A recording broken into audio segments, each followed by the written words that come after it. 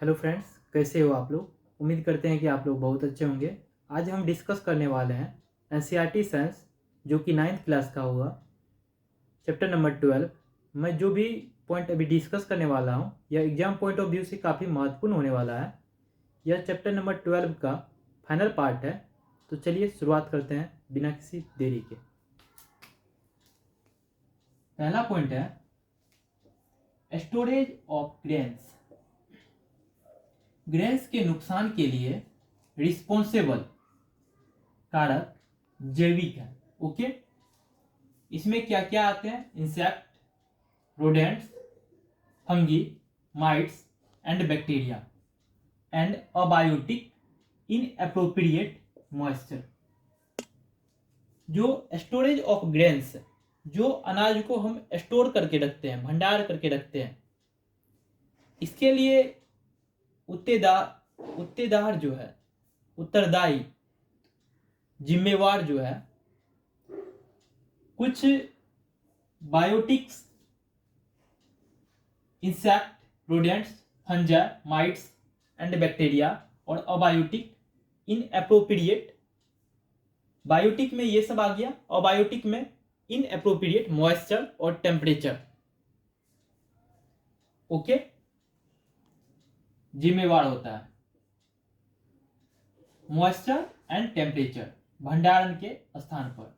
ये सब जिम्मेवार है ग्रेन्स को स्टोर करने के लिए। नुकसान के लिए क्या क्या रिस्पॉन्सिबल है? Insect, rodents, fungi, mites and bacteria and abiotic inappropriate moisture और टेम्परेचर। यदि ये सब रहेगा तो इससे क्या होगा? ग्रेन्स, जो भी अनाज है, खराब हो जाएगा। ओके, नुकसान हो जाएगा। नेक्स्ट पॉइंट है ग्रेन्स स्टोरेज से पहले उपज की स्ट्रिक्ट क्लीनिंग। पहले धूप में फिर छाया में उपज को ठीक से सुखाना और कीटों को मारने वाला केमिकल्स का उपयोग करके फ्यूमिगेशन शामिल है। जो भी हम ग्रेन्स को स्टोर करके रखते हैं, इसको क्या करते हैं? पहले धूप में, फिर उसके बाद छांव में, जहां पे धूप ना हो वहां पे ड्राई करते हैं, सुखाते हैं।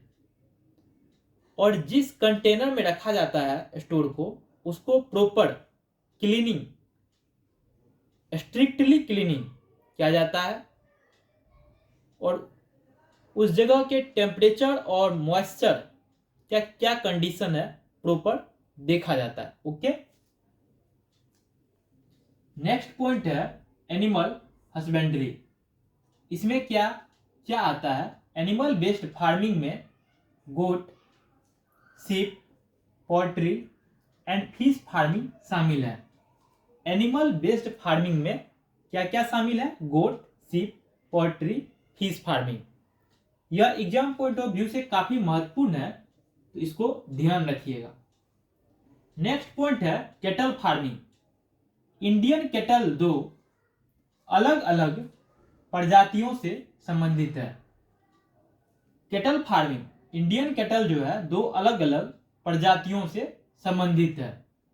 पहला बॉस इंडिकस कॉज, दूसरा बॉस ब्यूबेलिस बफेलोज।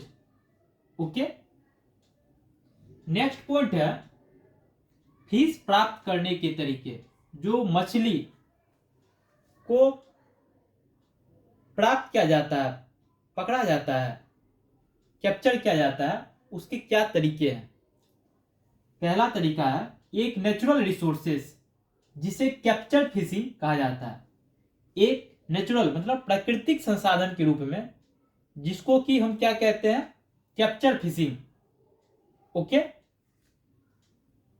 दूसरा तरीका है फिश प्राप्त करने के लिए फिश फार्मिंग, जिसे कल्चर फिशरी कहा जाता है। जिस तरह फसल की फार्मिंग होती है, ठीक उसी प्रकार ये मछली का भी फार्मिंग होता है, जिसे हम क्या कहते हैं? Culture fishery. Okay, next point है marine fisheries. Popular marine fish किस्मों में pomfret, mackerel, tuna, sardines and Bombay duck शामिल है। यह भी एग्जाम पॉइंट ऑफ व्यू से काफी महत्वपूर्ण है, तो इसको ध्यान रखना है। जो मेरीन फिशरीज होता है, पॉपुलर मेरीन फिश किस्मों में, जो पॉपुलर है, बहुत लोकप्रिय है मेरीन फिश, इसमें बहुत सारे किस्म हैं। इसमें क्या क्या होता है? Pomfret, mackerel, tuna, sardines and Bombay duck. Okay, next point है इनलैंड फिशरीज। पॉन्ड्स के सभी भागों में अवेलेबल फूड का उपयोग किया जाता है। जो तालाब होता है, इसके सभी भाग कहने का मतलब नीचे वाला भाग, बीच वाला भाग और ऊपर वाला भाग, सभी में क्या होते हैं? फूड होते हैं। ओके,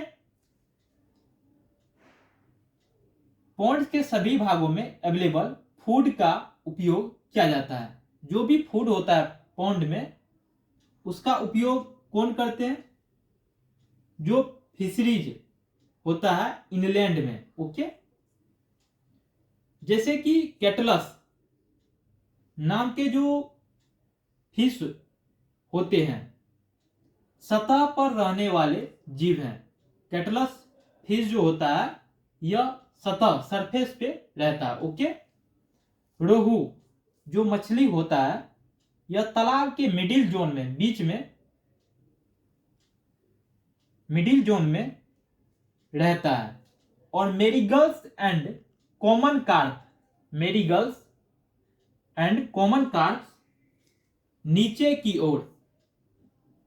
यह जो दो मछली है, मेरीगल्स एंड कॉमन कार्प, यह नीचे की ओर ग्रास कार्प्स, खरपतवार खाते हैं। ओके,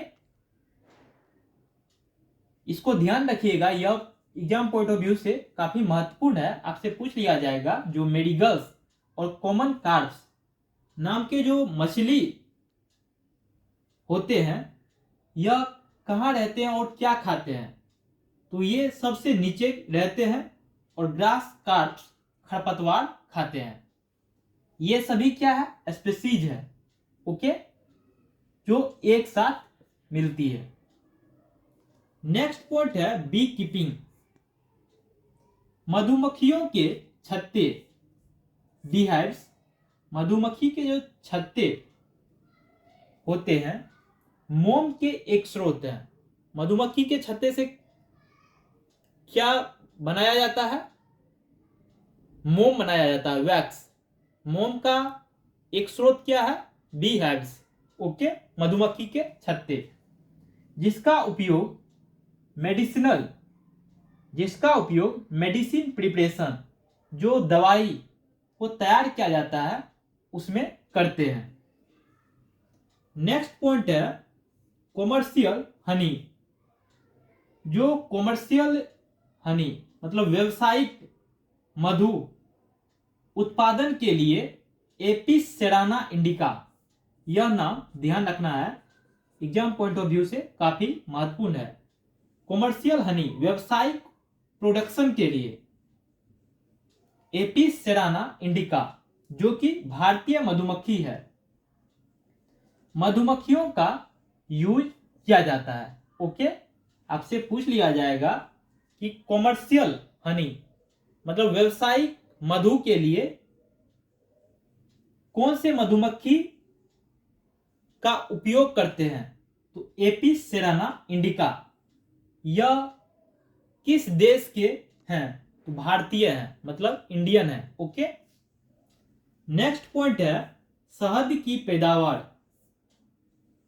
शहद, हनी की पैदावार बढ़ाने के लिए एक इटालियन बी, आपसे पूछ लिया जाएगा कि किस वैरायटी के जो मधुमक्खी होते हैं, शहद की पैदावार बढ़ाने के लिए किया जाता है? तो इटालियन बी का। ओके,